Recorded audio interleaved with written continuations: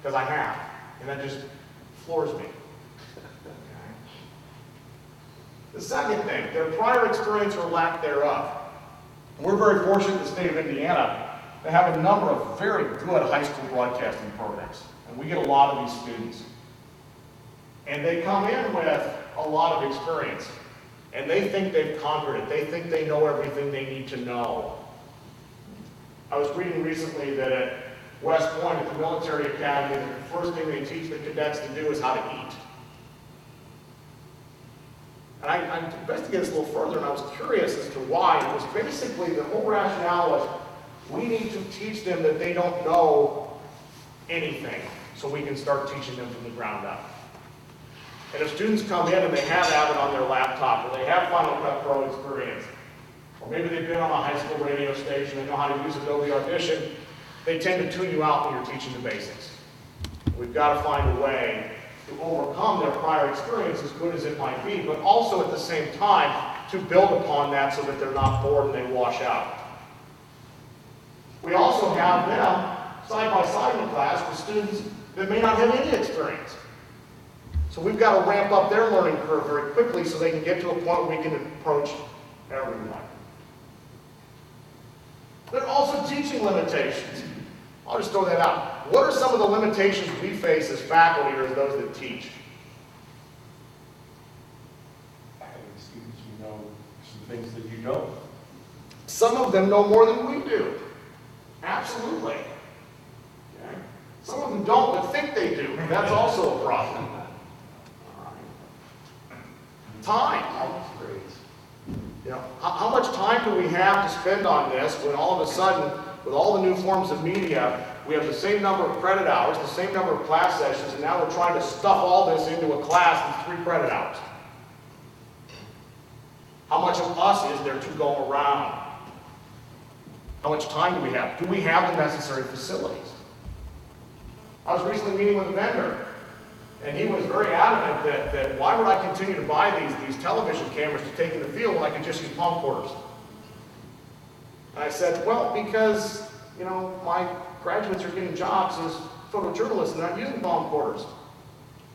Okay.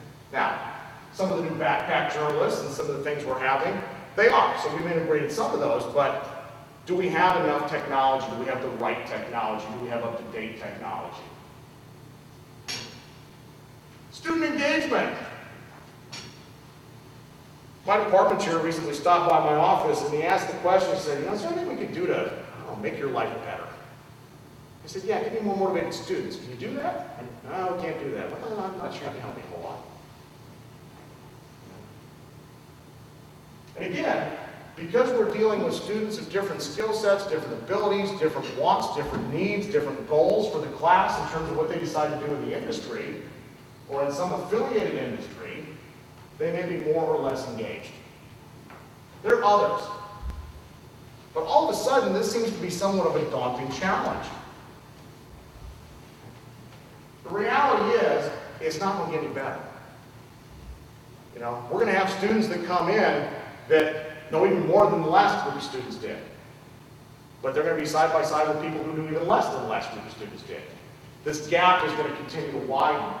But yet, if we want our students to be successful professionally upon graduation, we need to embrace this and try to find a strategy to move forward. Okay? There are the technologically clueless, as I call them. Okay. Ever had this teaching experience?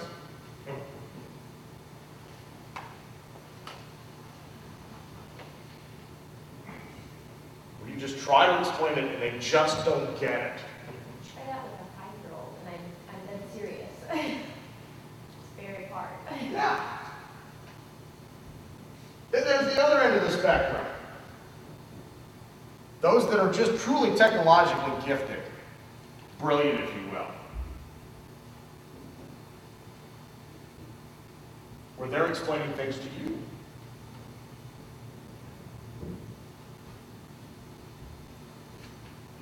The good news is I think there are some strategies we can employ.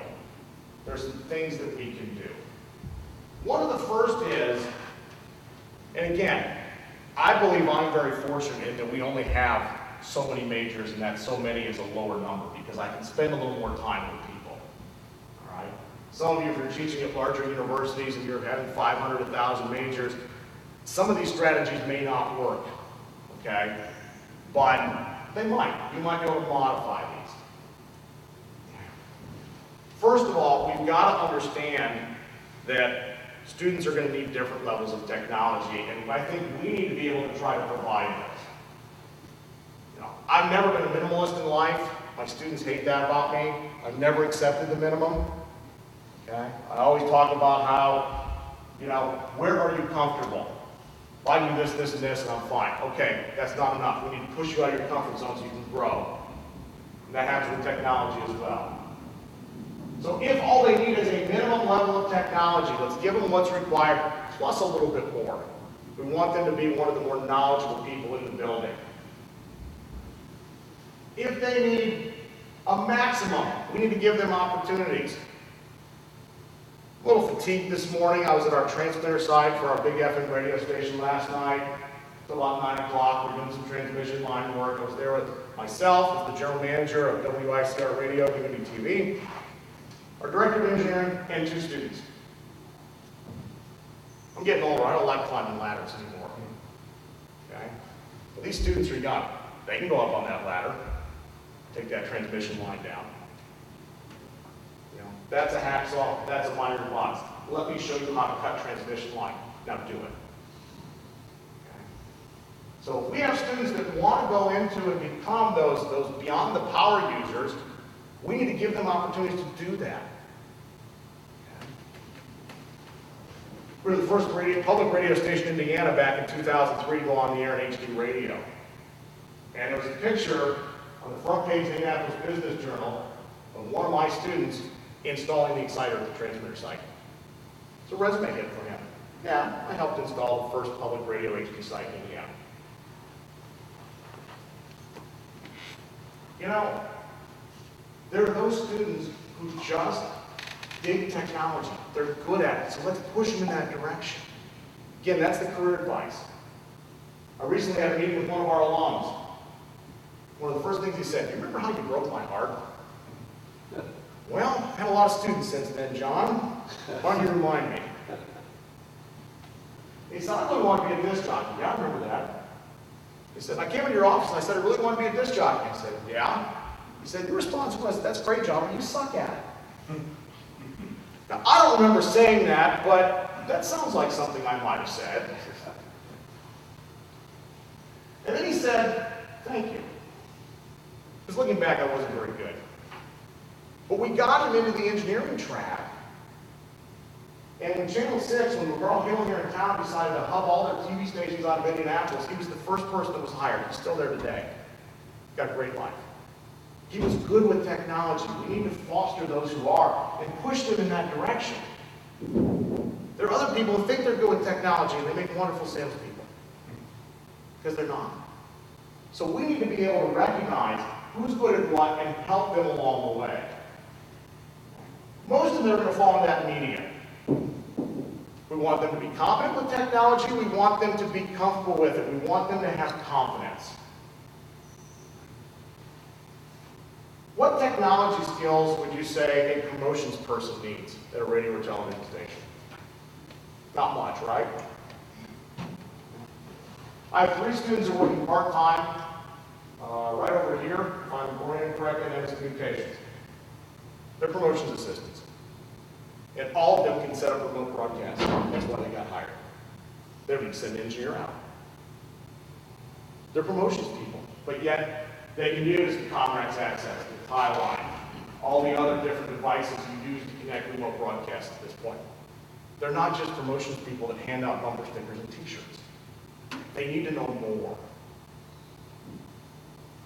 So how do we win? I'm a competitive guy. It's not just about did we do it, it's did we win. Here are some things that I suggest. Some ideas, if you will. Okay? First of all, we need to really figure out how to assess where the students are starting.